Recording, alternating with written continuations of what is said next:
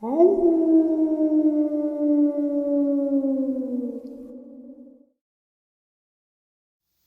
and salutations, everyone. I do hope everyone is doing well, and welcome back to today's bonus upload. Before we jump into it, a couple quick links. As many of you know, I rely on Patreon, PayPal, channel membership, and the merch to help the channel to continue to grow and go. Links to Patreon, PayPal, and channel membership is in the description below. Merch displayed directly under the video. Also, Dogman Frightening Encounters, Volume 1 through 3, the audiobook versions. They were written and researched by Tom Lyons, narrated and produced by me, Jeff Nadolny. Those audiobooks are available on Audible, Amazon, and iTunes, links to which are also in the description as well. Finally, last but definitely not least, if you'd really like to help support this channel to continue to grow and go, simply subscribe. It doesn't cost a cent. Click that like button, takes half a second. If you don't want to miss out on any of the informative uploads that I put out daily, click the bell icon, and folks, please leave a comment and share the video. Why? Well, because all these things really do help this channel to continue to grow and go. They definitely do matter and are appreciated. Now, everyone, I have taken far too much of your time. Let's jump in to today's bonus, shall we? All right, everybody. Tonight I have Steph back with us, and he is going to share some experiences with us tonight, or experience with us tonight.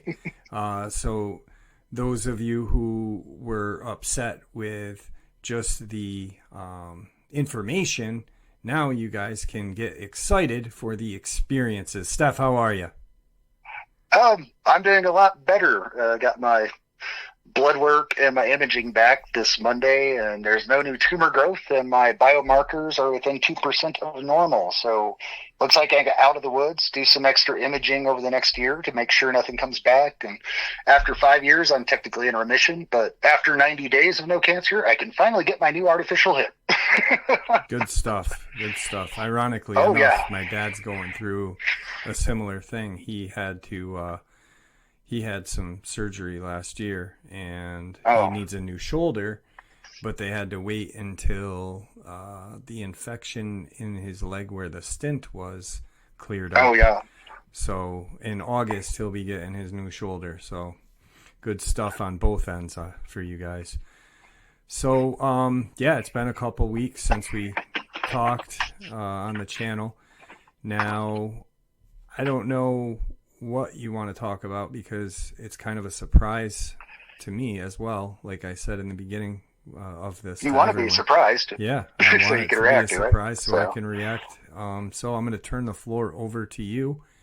And I may periodically interrupt you, which people love, I guess. No, I'm just kidding. But so floor is yours, my friend.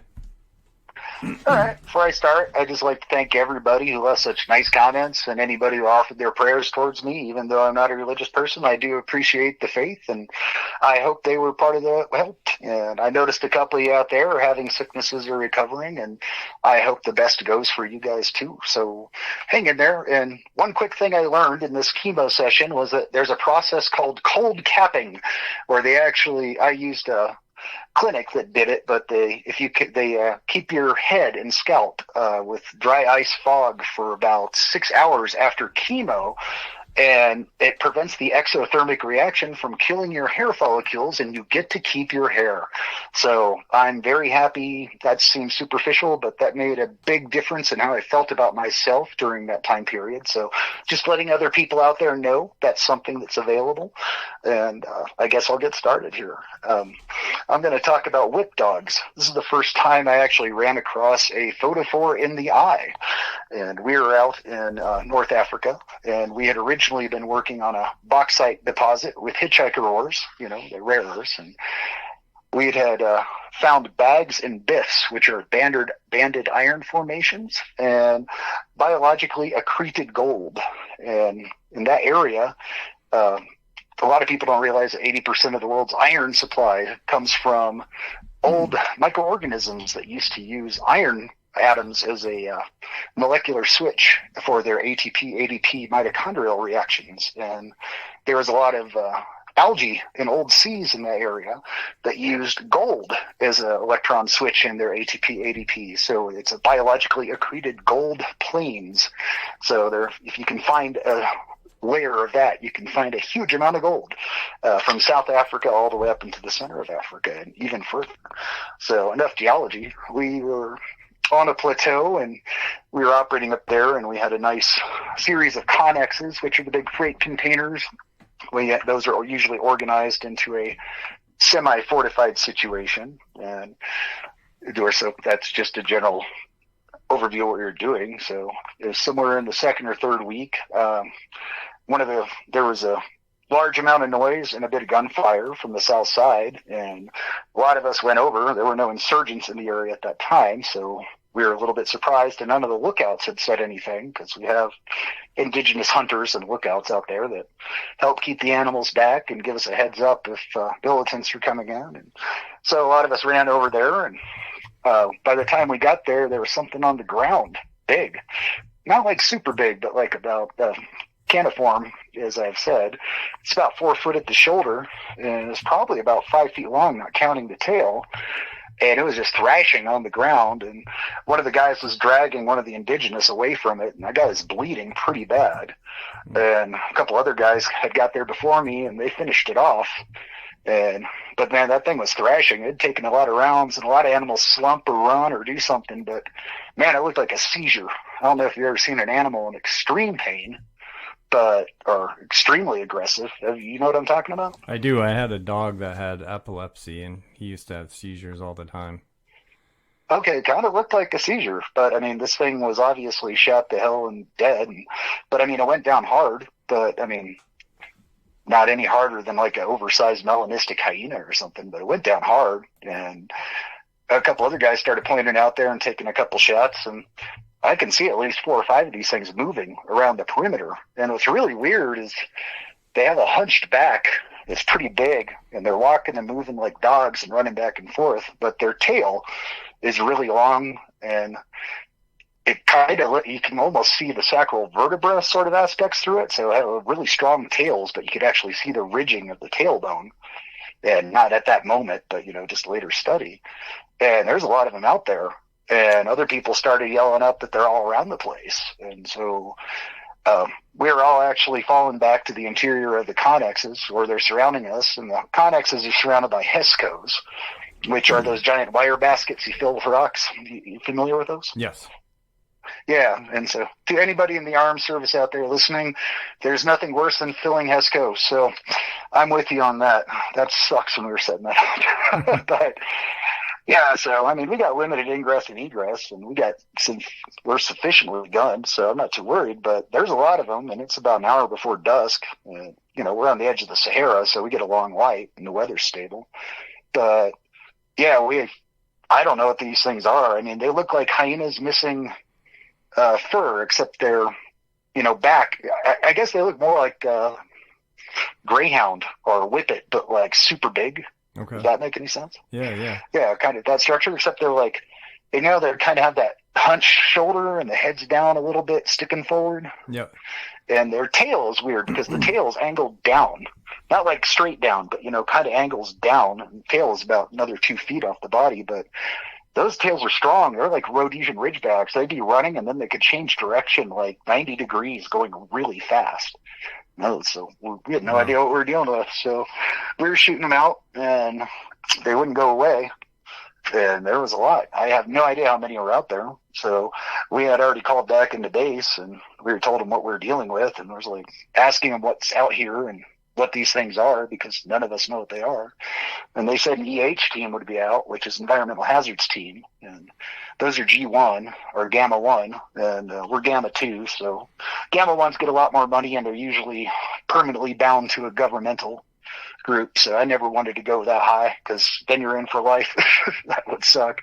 But yeah, they got out there pretty quick, because we were only about, I think we're on about 20 miles from one of our actual forward base areas.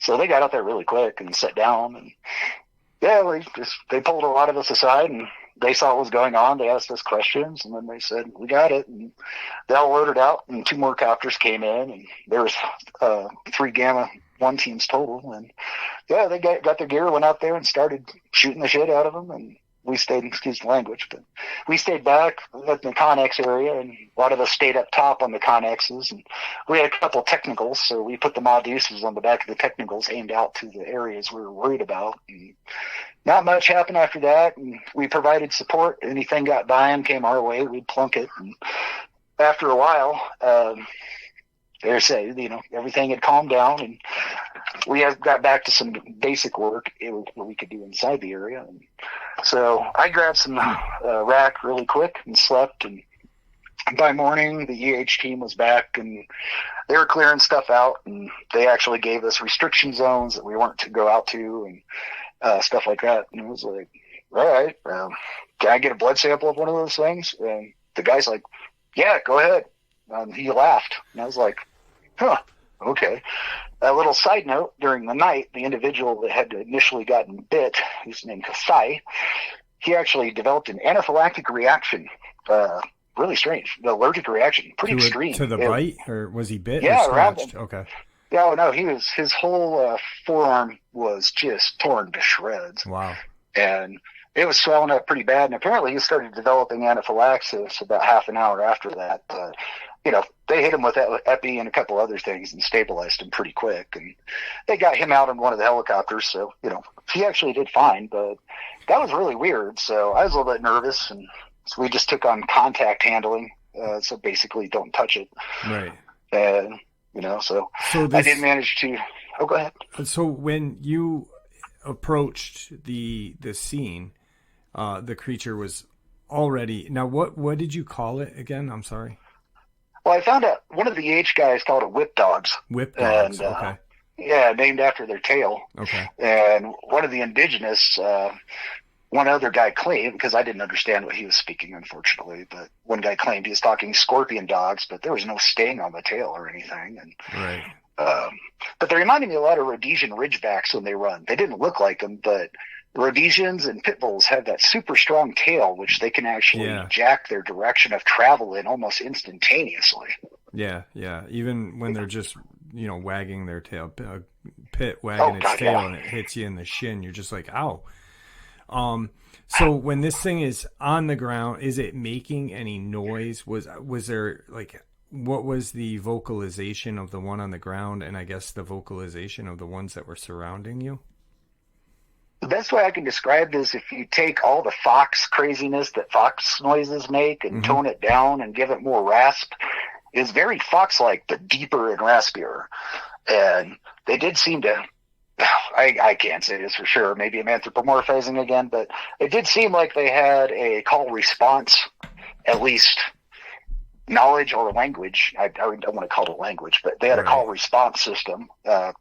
Like wolves got a call response system, coyotes and all that. But yeah, they definitely seemed to demonstrate a call response system, but it wasn't anything I was familiar with, but it had the pattern, and they did seem to be signaling each other to a limited extent. And during the nighttime, we did notice a lot of eye glow. It was pretty creepy.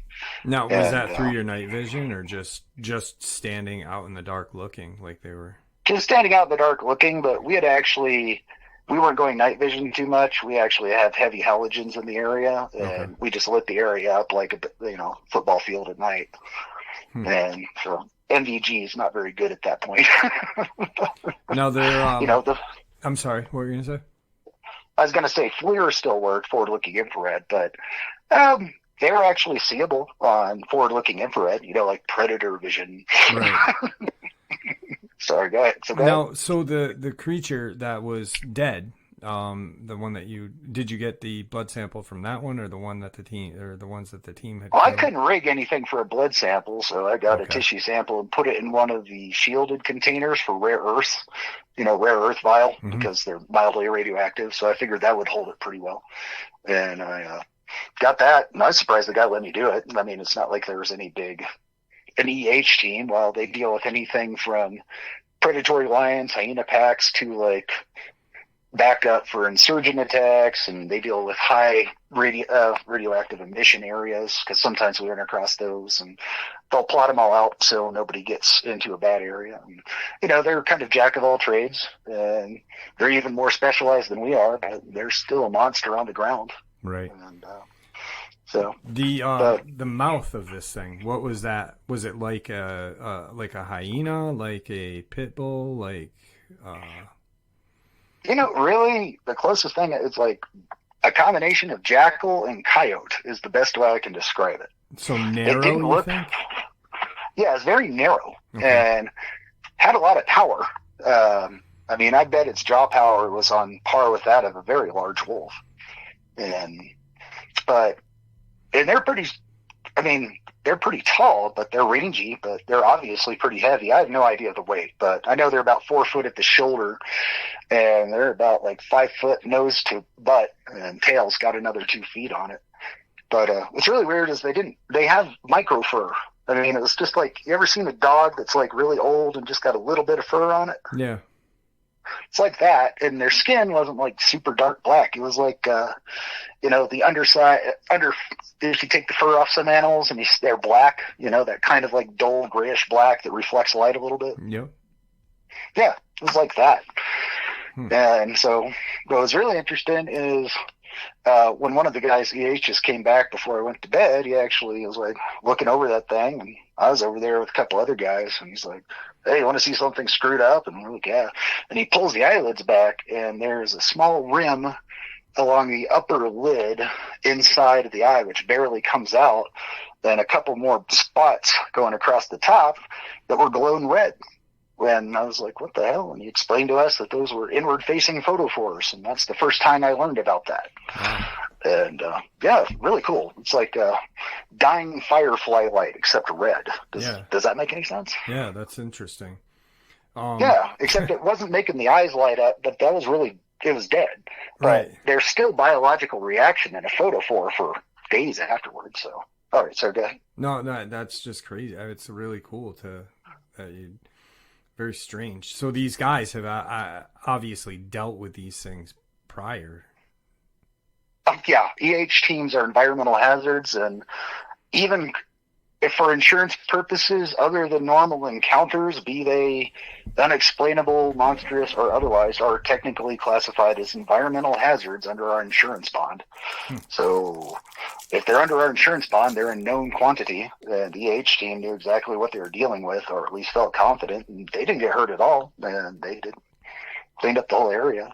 Right. Apparently what had attracted them, they think, or that I at least got out of one of the guys, was that there had been a large poaching drop in that area, probably about 3 miles out. And a lot of people had poached out a lot of stuff, or they'd taken a lot of animals and taken what they need from them and took what they wanted back and left a big carrion pile there. And they said, carrion pile's what's attracted them, but they wouldn't go into any more detail. Right. And I was like, that's interesting. So they kind of came like sharks do, to the scent of blood, and then just kind of spread out a little bit. Yeah. And I talked to a couple of indigenous, and they just called them, it translates to whip dogs, or they're just another one of the Jin with another name, Jin spirits, something or other dogs. That was going to be my next question, is what, if anything, did the indigenous, if you were able to speak to them, said about the thing, and if they were like cave dwelling, or, it's obvious you're kind of in the desert a little bit, so it's... Oh, yeah, we're in the northwest of Sudan. If you look on that map, it's your topo map's toilet paper once you get out of that area. It just doesn't matter. It's flat sand for way long time. Yeah. I don't know. There is an actual a closed drainage basin in that area, meaning like the Great Salt Lake is a closed drainage basin, is a good example. Nothing gets out underneath the sand, and there's a lot of halide deposits or salt deposits and different sort of seabed stones in some of that area. And if the water is not there, then, there was old water. So the limestone area and the halide deposits or salt deposits would have a whole bunch of caves in them just due to water from that, because there's an endorheic basin probably like about 8 miles from there. Right. So, And then then, one of the locals actually said, one of the locals pointed out something interesting, and I'm surprised none of us thought of this. He's like, yes, that's where Anubis came from. And I'm like, what? And he says, the legends of Anubis came from those damn things. They come out of the sand. They kill. And I'm like, okay. I feel like I'm in a bad movie here. But yeah, he's a good guy, but really old school. Yeah, I'm wondering if, like, I mean, the way you're describing it, Anubis really doesn't look like he's that hairy. And he does have kind of a jackalish looking face as well. None of these things had ears that popped up. It looked like they were permanently laid down, but I never saw an ear up, but they're always down, even when they're dead. So, but yeah, that's how I ran across my first knowledge of photophores in the eyes. Yeah, that's crazy. Yeah, a caniform. I love that. I love the terms you're using. Now, this was the first time you saw it when the local was attacked. Was it day, night? Was it dark out? It was about hour and a half, couple hours before sunset. Okay. Now the ones that you saw, shadows are long. Right, the ones that you saw afterward, prior darkness, before the team came, were they running around, or were they just standing? How were they? What was like their kind of reaction to everything? Well, I can only say where I was at. Initially, it was like, because there's two people that had, because the guy had been freed from the creature, and one of the guys was just dragging him back really fast like a sack of potatoes, while the other two were training on him, and they shot it up pretty good. He was doing that whole seizure death thing, and then there's about 4 more out there directly, so we all sighted up on there and just took some shots, and quite a few of them, I'd probably say about half of them, 2 of them went right down, but they still did that seizure-y kind of fighting stuff trying to get up thing. And but I mean, like, they went down, probably only took like 2 to 5 bullets a shot. And, I mean, still, it's unnerving, but yeah, this is actually probably about 10 years after my whole Canada incident, so I'm not like super freaked out, and I've seen a lot of other weird stuff, but right. I mean, like, still, this is unpleasant, and we got other people around the connexes starting to light up other areas, so we definitely have too many out here. And I never felt we were at super direct risk, but unknown is really bad because I don't know the variables, and no one does. Weird can get you killed quicker than skilled forces. Yeah, yeah, because you have no idea what to expect, so it's just like it's a learning exercise at that point for you guys, how to react and act with these things. There's a lot of that local shrub. We call it Moses bush because it puts out so many fumes during the summer that are ignitable. You can actually, like, a rock sparking it, or you throw a flare in there, the whole place just blows up. That's how it propagates its seed. So they're jumping in and out of the Moses bush and going down in different areas, and they're using cover, but I mean, I never felt they were a tactical threat or a skilled threat. They're obviously, by myself in the desert, I would not like my odds, but we were well established. So, but it was still, it was unpleasant. But we had a lot of support there in a very quick time, and we had everything mitigated, other than the guy having the anaphylaxis. Yeah, what there's happened? No other issue or Did incident. you see him after he left? Did he come back, or? I mean, he came back he came back pretty quick, but I don't remember exactly how long it took him back, but it was a lot shorter than I would have expected. I mean, people in the desert don't bleed out. It's part of a genetic thing. Their bodies, just water conservation-wise, they clot fast. Okay. So, and that's not a racist comment. That's just adaptation to the environment. It's right. true. No, I'm thinking of like the anaphylactic shock thing, and what maybe had caused that. I wonder if it was like a kind of like, the kimono dragon has kind of a bacteria in its mouth. Maybe that's what caused this, because of the bacteria in its mouth. Yeah.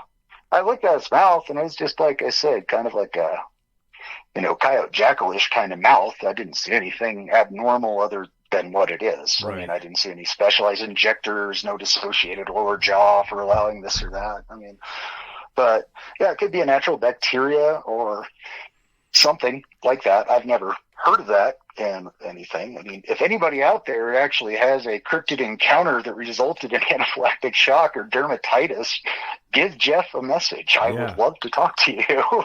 Because that's very interesting. You know, it's kind of weird to think, you know, maybe it's one of their tactics of hunting, bite quick or cause shock, and you know, in case they get away, they will eventually find you. Oh yeah, that guy was definitely in shock. I mean, like, it didn't seem to have much fear of people coming up on it. I talked to the guy who gunned it first, and he just saw like the guy getting taken down, and he just, you know, you don't have much time to look at stuff, so you're just like, there's a creature on a person, take some careful shots, and you know, that's what he did, and the rest of us came into the area. So it's interesting. I mean, the tissue sample just wasn't, I mean, I have equipment for looking at rocks, and, you know, we have some very fine level, you know, even that projects up to a television screen. So it makes it really easy to actually look at the ore bodies and look for, you know, macro, micro expression of the atomic structure. So, you know, we look for various things, and it ranges from 500 to 5,000 times viewing. And you have to be so careful, because we have a tiny little worm gear system to move it around at 5,000 magnification, because you try to move it by hand, it's just going to look like you cover 300 miles in one shot on the screen. Yeah. But tried appropriating that for that, and I just treated it as hazmat, and I really couldn't get much data. It looked there's nothing abnormal like the one up in Canada. It looked like, it's a lot darker though. It looked like oxygen depleted blood. Okay. You know, like you know, arterial blood, God forbid you ever see it, is some bright neon red stuff. But our standard blood that we ooze out of our body when we get cut, or, you know, bad cut, you know, it's that kind of darker, oxygen depleted. Right. Whole thing looked like that. And man, I wish I could have done a lot more with that. But when the team, you know, when the team cleaned it up, did they use any special, or did they just kind of clean them up? They didn't put them in any kind of containers or any kind of like plastic, whatever? They tarped the one in the base, they just tarped the hell out of it and threw it in the chopper. And there's some Chinooks and a couple other bigger transports that were going out to the area and they landed one of the smaller transports, like right in the center. But the other ones were going out there and going in, and they're picking stuff up on the underside. So they were doing a bottom haul for a lot of stuff that I could tell when one went by us. But, right. Now, I know you said you didn't know the weight, but if you had to take a guess, what would you say weight would be if you had to guess? Yeah. And I hate giving subjective measurements, but I'd probably say around, I know, I'd probably say around like, the lightest it could possibly be would be 150, and I think the heaviest it could be is around 300. Okay. But in a caniform hitting you that hard, that's pretty freaking scary. We got two guard dogs up here that are well trained, and they're 155 pounds, well, 153 and 155. They're two brothers out of a litter, and they're very fearsome. So if you kind of think of that, and these things were bigger than that, but once again, I don't know muscle density or skin or total bone weight. No, I mean, I had a Nikita that was 110 pounds, and she was a monster, and she just, you know, that she didn't look like 110 pounds. Well, not really, but did. But 350 pounds for, you know, anything is large, especially living in the desert too. I mean, that's a lot of food to consume to get to be that big. Yeah, and it just falls into the weirder cryptid family. I don't think their food and our food might be the same. But, but it's just, you know, its paws weren't abnormal. The paws were just giant caniform that, you know, and there was digigrade, so it was definitely never went up on its back legs, you know, because the heel was elevated where a dog's would be, with the tarsal bones extending down to the toe, so it's walking just like a dog. But the fact that they can turn so quickly, and they really didn't seem to have that much muscle on the leg. I mean, like, their legs were about as thick as a starving person's arm over there. I mean, but obviously very strong, and they'd have to have a huge amount of tensile strength. The haunches were way over muscled, from the elbow and knee up were actually really thickly muscled, but the lower limbs almost look like they'd snap off, but obviously they're well designed. Yeah. And I thought the paws would be bigger per ratio for dealing with sand, but they didn't look like sand paw construction, or snowshoe hair or any of that. Right.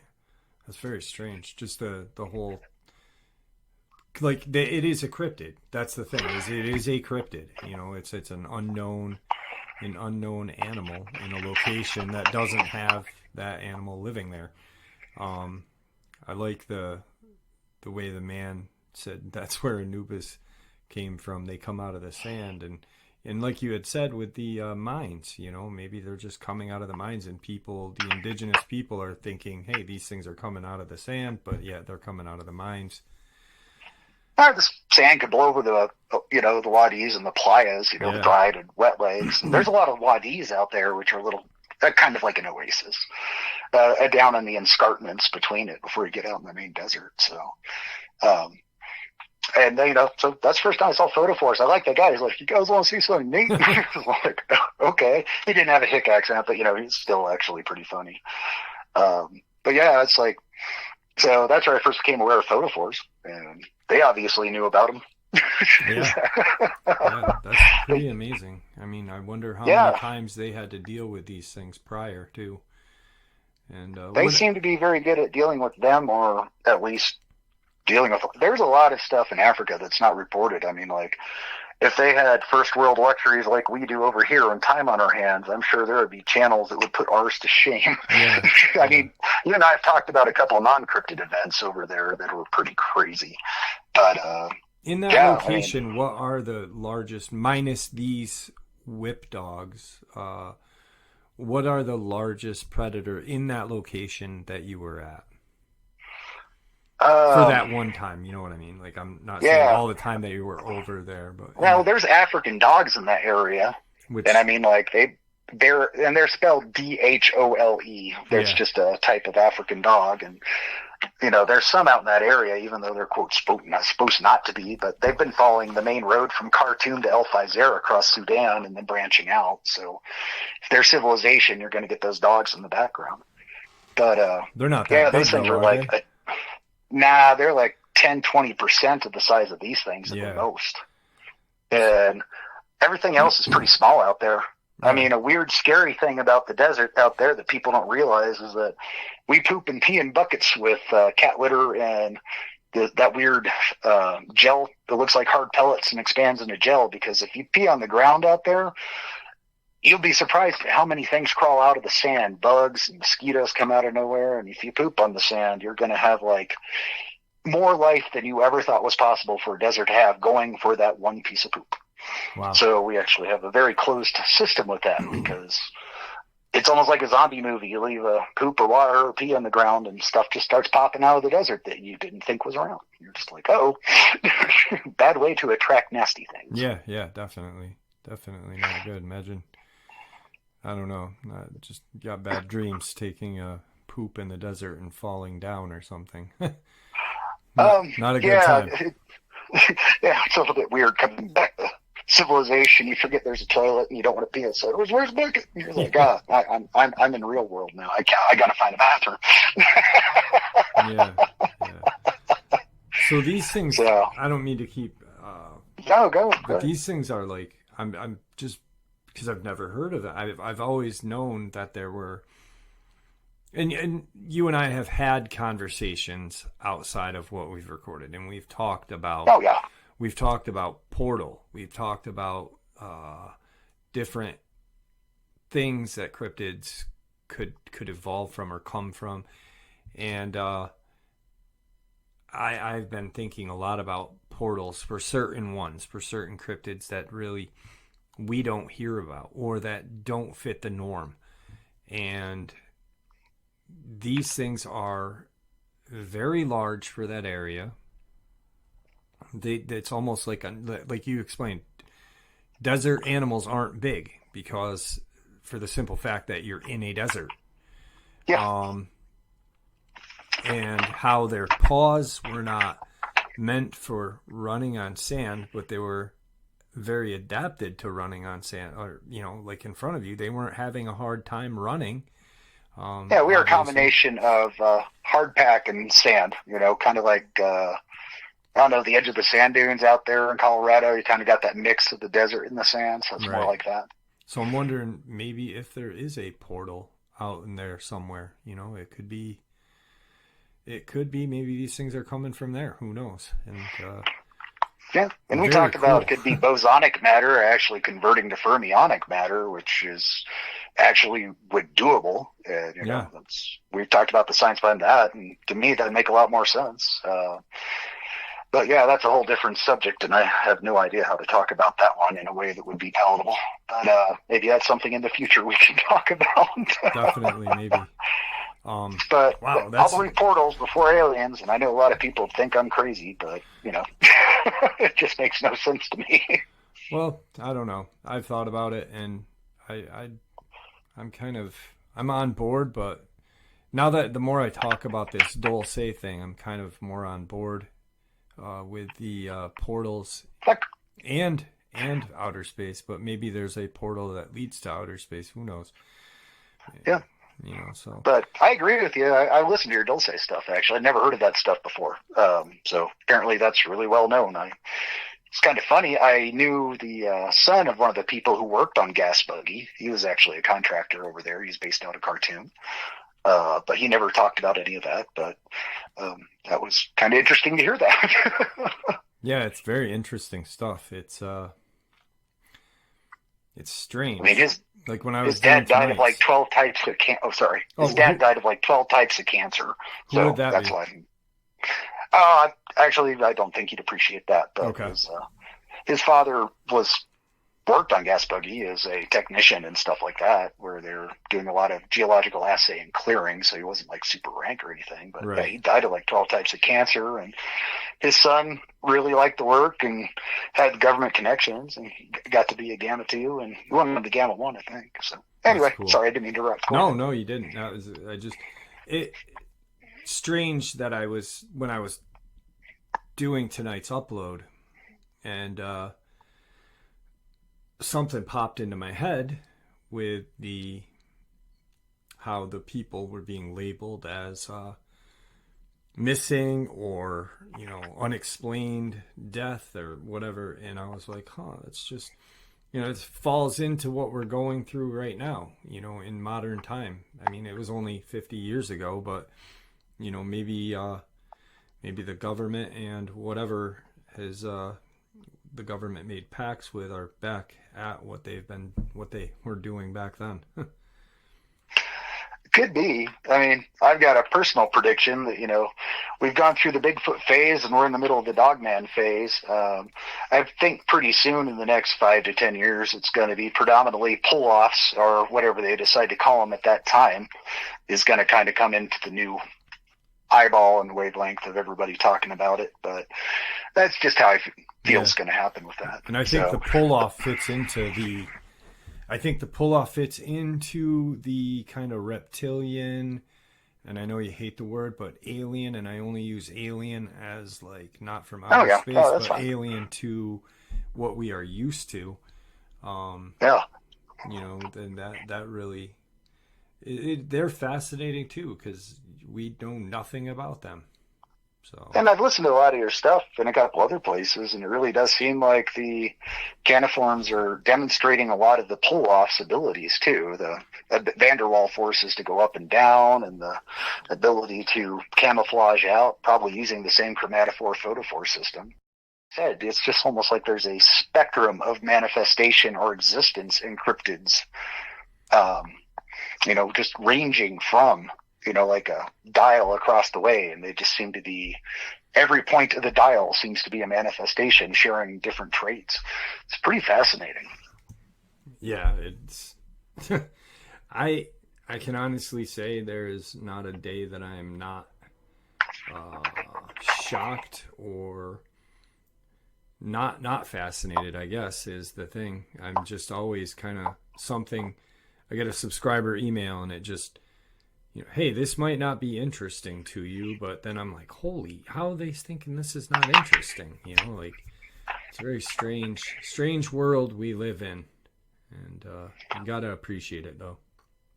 Yeah, I mean, I like sharing the information because it's not whether people believe it or not. It's more of if you hear what I'm talking about and there's some minor explanations for you, it might help you put together something that no one has thought about, or at least further a whole bunch of knowledge, or at least take the mystery and terror out of everything. But I mean, I think I hope people utilize the knowledge for their own application. So not just entertainment. Yes. Yeah. That's definitely true.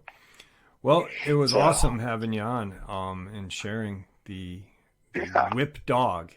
I really enjoyed that, and I think I'm gonna think about that and kind of look at some encounters differently now when it comes to just quadruped canine like creatures, and kind of compare. Hey, maybe this is something. I kind of want. Oh yeah, I see. Oh, sorry. No, I'm sorry. I kind of want to just go and I wish that there was a way of locating some, like you said, if Africa had the modern technology we have, the encounters coming out of there would be insane. Yeah, it would be. Actually, I still have quite a few friends that I keep in contact with over there. That might be something interesting for the two of us to explore. Yeah, definitely. See if I can get any of their encounters and gigs overall. But yeah, well, thanks everybody for showing up for the show, and I hope you guys do well, stay well, and hope you're nice to each other and you find cool stuff to learn. And if you find cool stuff to learn, let Jeff know. And share it, please. Yes. Steph, it's always a pleasure. Don't hang up. I want to talk to you after. And thank you for sharing your experiences with us. Right on. Everyone take care. Bye-bye. And there you have it, folks. I hope you all enjoyed today's bonus as much as I enjoyed sharing it with you. I'd like to thank you all for supporting the channel. It is, after all, your support that helps this channel to continue to grow and go, and what gives us all a place and a chance to share our experiences and theories judgment-free. Everyone is simply treated with the respect that we deserve. Please, everyone, stay safe, happy, healthy, and ever vigilant, keeping an eye on our children, pets, family, and our friends. These creatures are real. They are out there and dangerous. Share this information with those you love and care about, and it may just help save their lives someday. Until next time, never stop asking questions, never stop searching for the truth, and God bless you all.